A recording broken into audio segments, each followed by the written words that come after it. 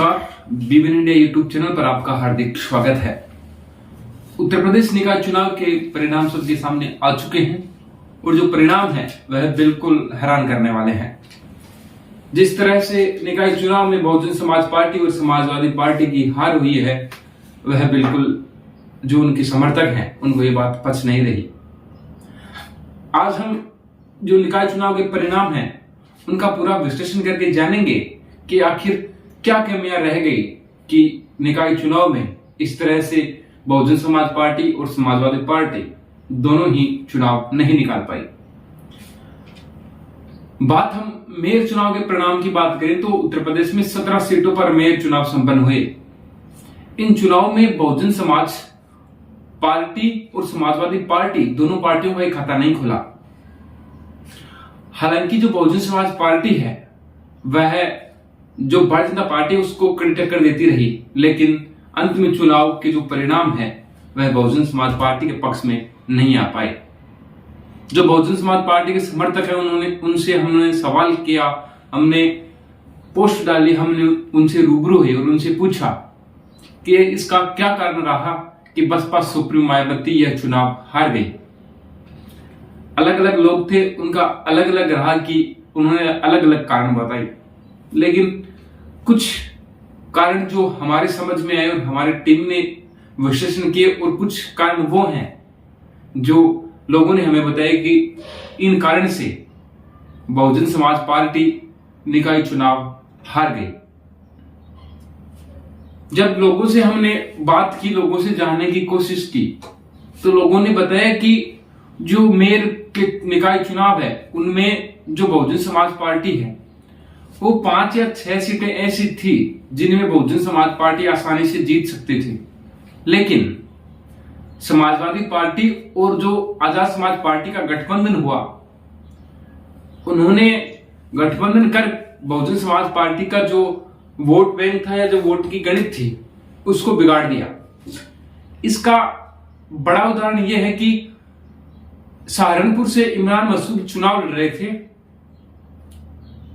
और दोपहर तक के चुनावों के जब परिणाम आ रहे थे इमरान मसूद बहुत आगे चल रहे थे, लेकिन शाम होते होते इमरान मसूद भी चुनाव हार गए और इमरान मसूद के जो वोटों का अंतर है वह तकरीबन 4 से 4,500 के समथिंग रहा है।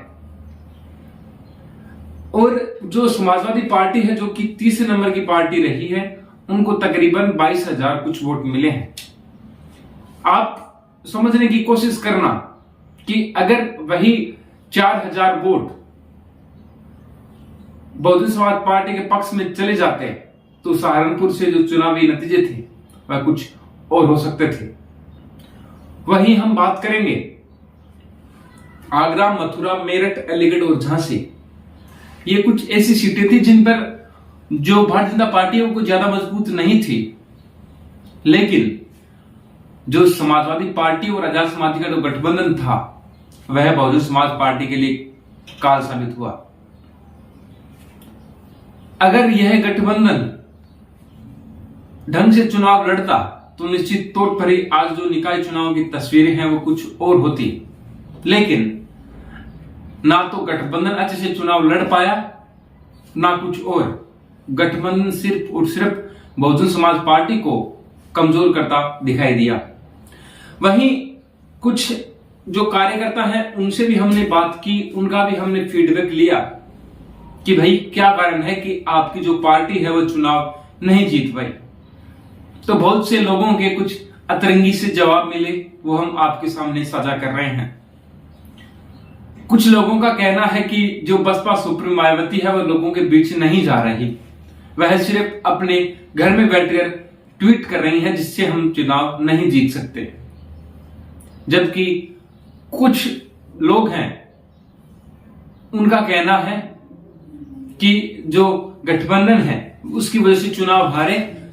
अब समय आ गया है कि बहुजन समाज पार्टी, समाजवादी पार्टी और आजाद समाज पार्टी तीनों को गठबंधन कर लेना चाहिए।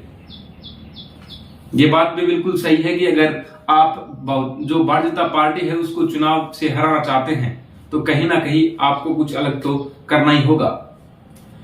वही हमने कुछ लोगों की राय यह भी आई कि जीता उम्मीदवार को टिकट नहीं मिली तो इसका तो कोई बड़ा कारण नहीं प्राप्त कर पाता है कि कौन जीतेगा कौन हारेगा, चुनाव से पहले इस बात की कहीं कोई पुष्टि नहीं कर पाता। लेकिन सबसे बड़ा जो सवाल है ये निकल कर आया कि आखिर कब तक उत्तर प्रदेश की दो बड़ी पार्टियां समाजवादी पार्टी और बहुजन समाज पार्टी भारतीय जनता पार्टी से इस तरह हारती रहेंगी। ये कोई हार नहीं, मामूली हार नहीं है, यह एक शर्म वाली हार है कि 17 मेयर में से आप एक भी मेयर नहीं जीत पाए। कुछ तो ऐसी सीटें हैं जिनमें आप 1 लाख से अधिक वोटों के अंतर से चुनाव हार चुके हैं। मंथन तो अब होना ही चाहिए कि कमी आखिर कहां है।